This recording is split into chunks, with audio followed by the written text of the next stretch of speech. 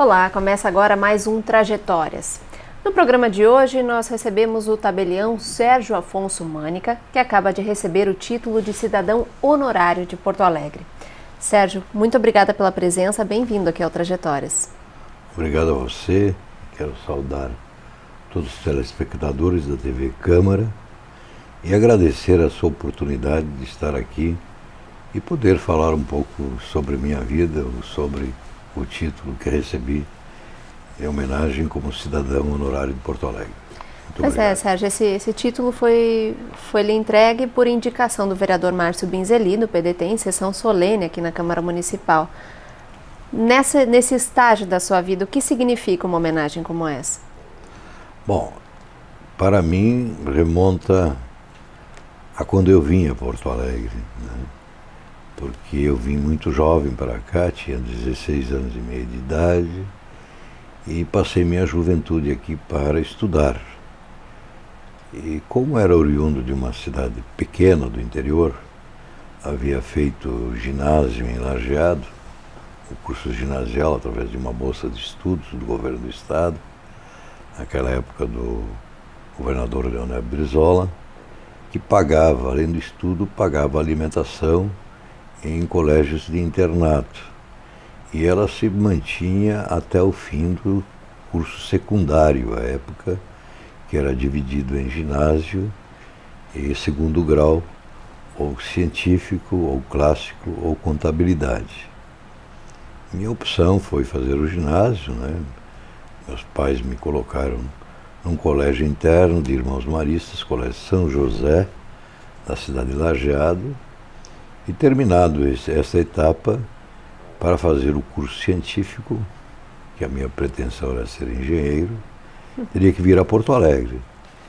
Eu vim a Porto Alegre, né, através de um ônibus de excursão, desci na Praça da Matriz com uma maleta pequena, com algumas míseras peças de roupa e um par de calçados, para começar a minha vida aqui. Quando iniciei, passei minha juventude aqui, amei a cidade, conheci a cidade inteira por causa dos bondes, né, de muita caminhada a pé. Então comecei a gostar e sempre tive Porto Alegre no meu coração como uma cidade, meus sonhos, a cidade onde eu queria vir a conviver e criar minha família. E isto, depois de muitos anos, aconteceu. Pois é, o que mudou a partir dessa chegada em Porto Alegre? O senhor vinha com o desejo, então, de ser engenheiro. Como que o senhor descobriu o direito? Como que lhe afeiçoou essa carreira? Bom, eu, no meu ginásio, fui um aluno bem razoável. Sempre costumo dizer que eu tirava sempre 0,1, né, invertido.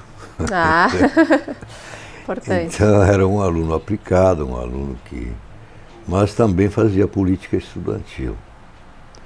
E ao chegar em Porto Alegre, um ambiente totalmente desconhecido, né, iniciei no Colégio Rosário, porque o Colégio Champagnat, ao qual eu estava destinado, não tinha internato.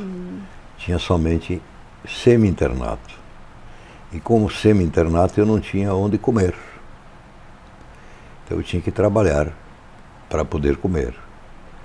E aí escolhi estudar no Rosário, que ao menos garantia a minha bolsa de estudos, e poderia trabalhar à tarde, meio turno, na época era muito difícil, e consegui um emprego por produção de datilógrafo, e comecei a ganhar a minha vida datilografando.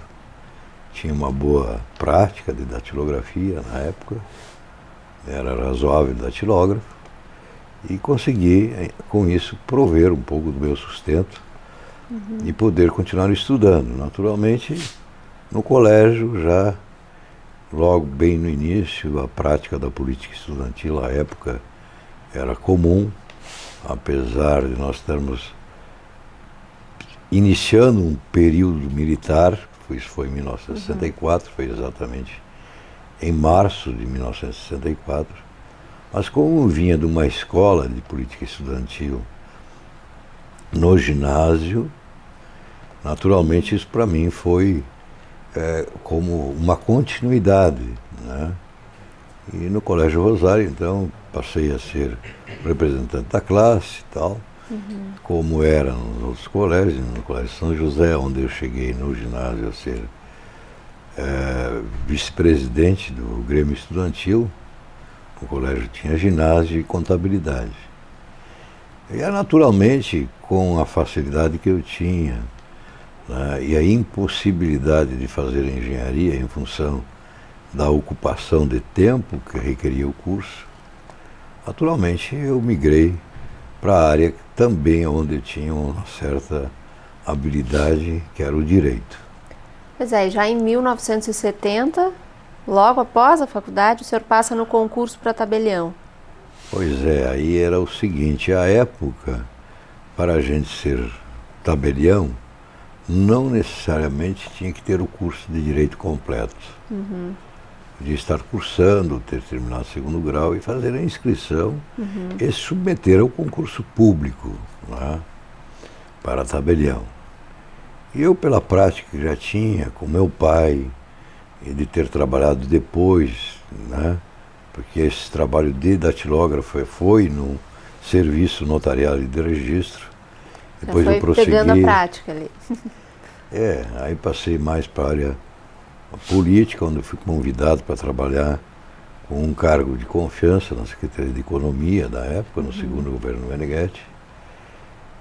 E passei então a ter um outro foco, né, que era o direito e que para mim era muito importante, porque havia tido uma boa experiência, né, prática do direito.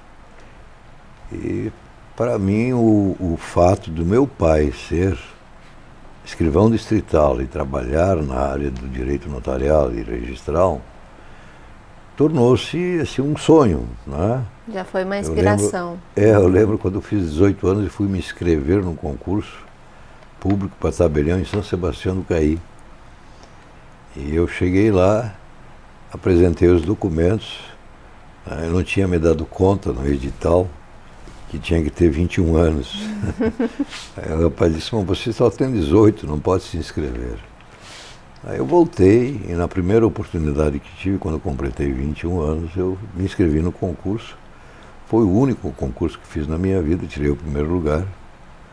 Tinham 180 candidatos inscritos, foram fazer em torno de 120. Para mim foi uma grata surpresa. E então aí iniciei minha vida profissional na cidade de Estrela. Pois é, são mais de 40 anos como tabelião. São 46 anos. Quase 46 anos que eu sou tabelião, concursado, titular. Começou no interior, depois veio para Porto Alegre. À época houve no período militar, né, houve uma interrupção do sistema estatutário propriamente dito, né. A gente fazia o concurso público para uma entrância, como Estrela era a segunda entrância, à época a justiça era dividida em entrâncias iniciais, primeira entrância, segunda entrância, terceira entrância e quarta entrância, que era Porto Alegre. Depois modificou para entrância inicial, entrância intermediária e entrância final. E Estrela ficou na entrância intermediária e que dava direito à promoção, porque o sistema era estatutário. Só que houve uma interrupção devido a uma emenda constitucional editada pelo governo militar do Ernesto Geisel, tendo como ministro da Justiça o Armando Falcão, que dava direito de efetivação primeiro aos substitutos concursados pelo Estado. E num julgamento posterior, este direito foi estendido, né, aos substitutos concursados administrativamente, entendendo-se aquilo como um concurso público.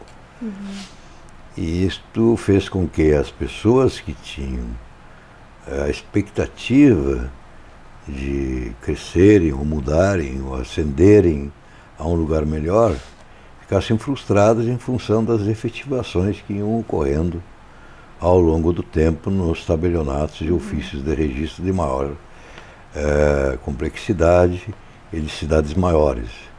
Então eu fiquei 25 anos praticamente em Estrela, até ter a oportunidade de espera, de paciência, de tolerância, gratificada em poder vir a Porto Alegre. E aí voltar a Porto Alegre. Como é que foi essa volta já daí, como um profissional já com mais de 2 décadas de experiência? Olha, para mim foi uma graça, né? Me aconteceu exatamente quando a oportunidade era boa para mim e para minha família. Eu tinha já uma filha morando aqui em Porto Alegre e já tinha mais um filho vindo para cá e outra filha para estudarem aqui, então eu estava vindo ao encontro dos meus filhos que já estavam aqui com a perspectiva da universidade. Então, para mim foi um complemento natural, né? Quase que uma situação normal, né? De uma transferência quase que espontânea. Claro que isto decorreu de um processo administrativo, depois judicial, que demorou 5 anos. Mas para mim, interiormente, foi quase como um processo natural. Voltar à cidade de Porto Alegre, que era onde eu queria residir, criar meus filhos. Todos eles nasceram em Porto Alegre, mesmo morando no interior. E me ter aqui com a minha cidade, de preferência, para viver. Pois é, o senhor trouxe inclusive um poema que fez aqui para Porto Alegre, a cidade que lhe homenageou, agora lhe tornou cidadão honorário. Qual é o sentimento o senhor fala desse sentimento de pertencimento à cidade, e nesses anos todos o senhor também acompanhou a mudança da cidade, né? O que ainda lhe apaixona por Porto Alegre hoje? Eu nunca me desliguei da vida de Porto Alegre, né? Eu, mesmo morando em Estrela, frequentemente, tendo irmãos morando aqui, eu vinha muito para a capital, né? E convivia aqui, até por instituições profissionais, e com a família, né? Então, esse sentimento, para mim, é um sentimento natural, de paixão pela beleza do rio, pela beleza do pôr do sol, pelas praças de Porto Alegre, que é a época em que eu vim para cá, a gente poderia caminhar pela Rua da Praia, que era o point, o ponto de encontro. Na juventude, a gente falava da paquera, né? E era o lugar onde a gente se encontrava, Praça da Alfândega, para bater um papo, né? E os museus, biblioteca pública, aonde a gente poderia ir livremente, né, saborear um pouco da busca do conhecimento. Então, a cidade sempre me empolgou, né, no sentido romântico. Porto Alegre era uma cidade muito romântica, tinha uma vida noturna bastante bonita, né? Era uma cidade que encantava por seus cinemas, né, suas boates, sua vida noturna. Eu lembro muito de Lupicínio Rodrigues, com quem eu privei, mesmo sendo mais jovem, à época, um pouco de conversação. Ele era um grande poeta, e isso me encantava muito, né? Também tinha uma certa ligação com a cultura tradicionalista, eu gostava muito disso também. Então, a cidade em si, por eu ter caminhado por toda ela, a Praia de Ipanema, onde a gente ia, né? Depois o rio, né, como meio de lazer, né?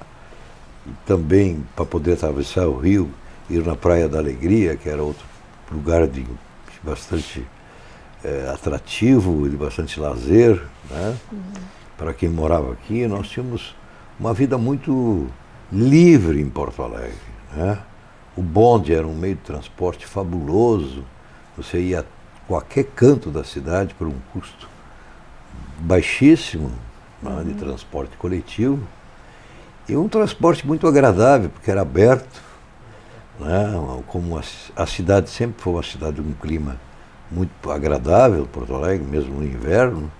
Então o bonde era um meio de transporte muito aconchegante, porque no inverno fechava, ficava quentinho, no verão abria tudo, aquele ventinho gostoso. E a convivência do porto-alegrense à época era uma convivência... Disso o senhor sente muito falta linda, hoje? Muito cordial, muito solidária. Né? E como a característica é do povo gaúcho, acolhedor, né, simpático, agradável. A dicotomia do gaúcho, chimango, maragato, colorado, gremista. Então, tinha assim muitos atrativos pessoais, de belezas naturais, o Morro de Santa Teresa, né, para ver toda aquela paisagem linda da cidade de Porto Alegre. Então a gente tinha muitos atrativos pessoais pela cultura, pela vivência e pela beleza. Pois além do direito e da cultura de que o senhor fala, né? Não só a cultura tradicionalista, mas também a poesia, a música que lhe atraem bastante, o senhor tem uma atuação muito forte e muito longa em projetos sociais. O senhor faz parte do Rotary, mas também de outras instituições que ajudam associações, instituições de Porto Alegre. Como começou esse impulso na sua vida de trabalhar pelo social? Bom, eu sou filho de uma família italiana. Quando era muito pequeno, ainda pequeno, meu pai era dono de uma fábrica de bebida. Meu pai e mais 2 tios eram donos de uma fábrica de bebida, que era uma fábrica como tinha em todas as cidades médias e pequenas do interior do estado, e até em Nova Brécia era uma exceção, porque era uma vila, né, e o município era Arroio do Meio, e Arroio do Meio tinha outra fábrica de bebida. Mas, como a movimentação, o transporte, a locomoção, entende? E o abastecimento, especialmente de bebida, no interior era muito dificultado por estradas muito pouco conservadas e estradas difíceis de transitar, né? Então, uma fábrica de bebida em Nova Brécia tinha um provimento especial, porque ela conseguia abastecer toda a zona alta de Encantado, Arroio do Meio, né, e até do município vizinho de Lajeado. Normalmente era Arroio do Meio, Encantado, a parte mais alta, onde tinha mais o comércio de bebida da fábrica do meu pai e dos meus tios. Eu lembro do cargueiro de mula, né, que tinha um sininho, que ia para as picadas, né, onde alcançava um caminhão, ia com um caminhãozinho carregado, né, de engradados de bebida, e era distribuída dessa forma. Onde não alcançava o caminhão, iam cargueiros, né, de mulas, né, burros, chamavam na época, que eram mais obedientes, e iam carregando em fardos, né, essa bebida para ser levada aos pequenos comércios das picadas, das linhas, como chamavam, né? Interior linha, porque o território, quando foi medido no Rio Grande do Sul, era traçado em linhas. Aí se criou a expressão linha para significar um lugar. Né? E picada, porque abriam as picadas para poder chegar. Então tudo tem uma história, né? Mas a distribuição era feita dessa forma. E minha família era católica, minha mãe era uma pessoa muito religiosa, então a convivência com a igreja, né, com a vida religiosa, me formou uma pessoa solidária. Né? Eu lembro que, como a nossa comunidade em Nova Brécia era católica, e tinha chegado uma pessoa, tinha 25 anos, 26 anos, e ele era, na época chamava-se protestante, na realidade ele era evangélico luterano. E ele quis se converter à Igreja Católica, né? Aquilo tinha um impacto enorme, parecia algo que salvava uma alma, né? Era muito emblemático aquilo.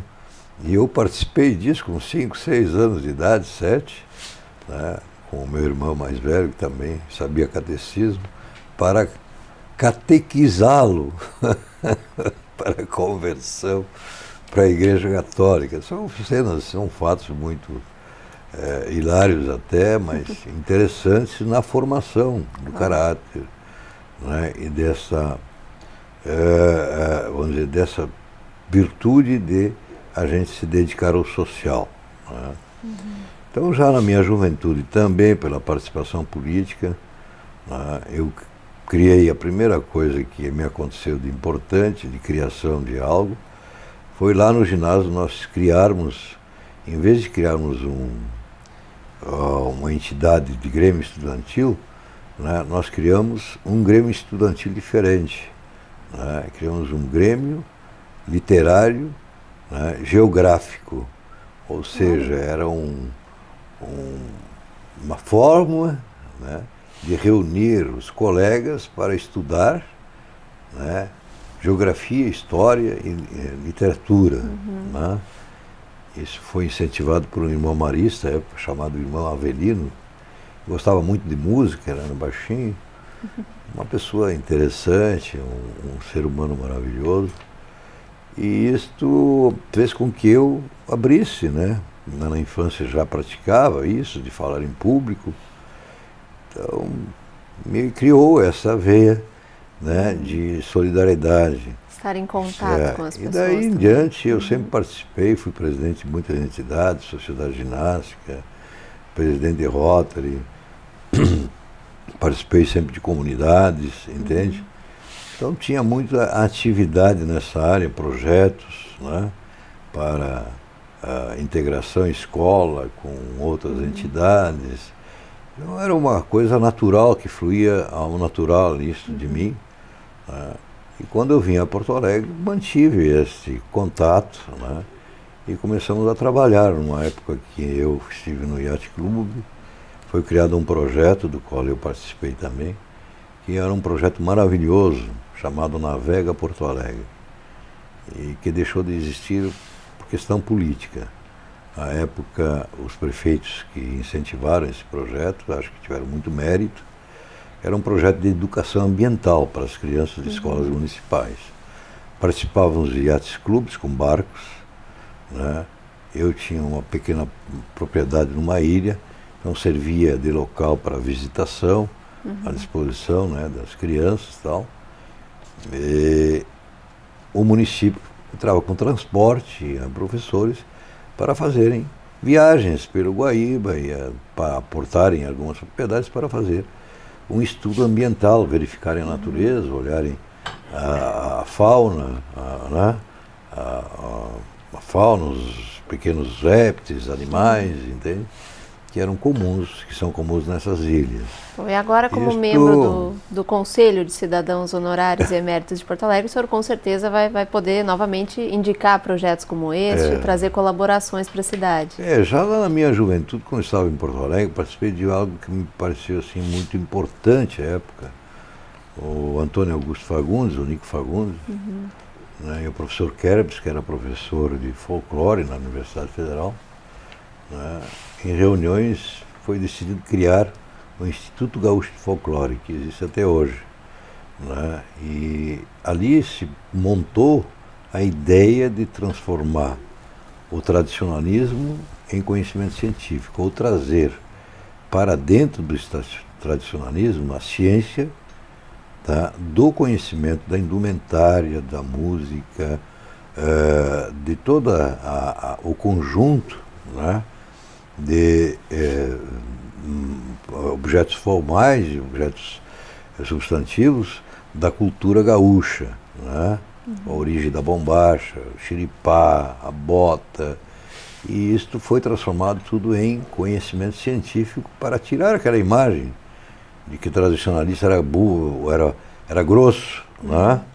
E isso deu um resultado, digamos, muito positivo, porque ao longo de muitos anos o tradicionalismo cresceu como ciência e cresceu em conceito perante toda a sociedade e perante todo mundo.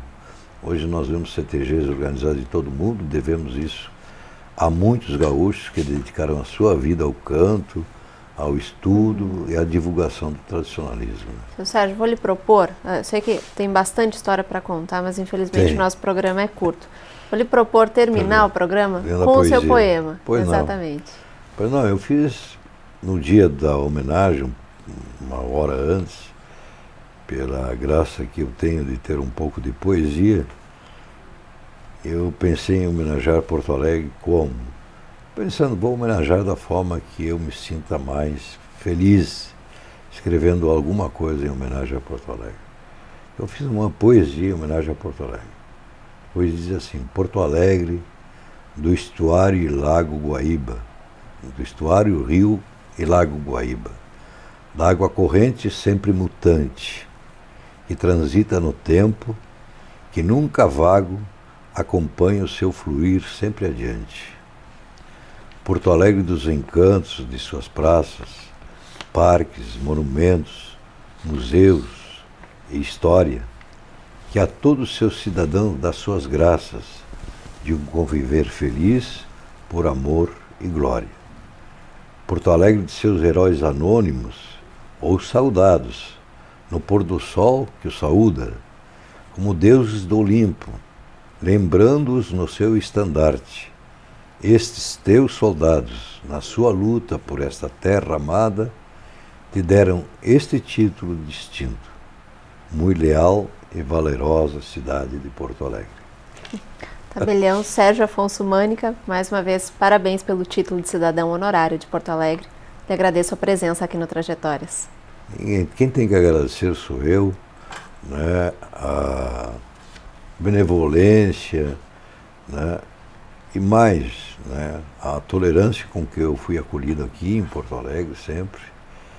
E esta homenagem, né, a deferência desta homenagem a um cidadão que veio aqui trabalhar e procurar contribuir para a nossa sociedade porto-alegrense, para o nosso estado e para o país, procurando sempre, né, tendo este lema, né, de procurar sempre fazer o melhor e, como diz o Rotary, dar de si antes de pensar em si. Muito obrigado. Tá certo. Sérgio, muito obrigada. Eu agradeço também a sua audiência. O Trajetórias de hoje termina aqui, mas na semana que vem a gente volta com mais um cidadão que ajuda a desenvolver Porto Alegre. Até lá!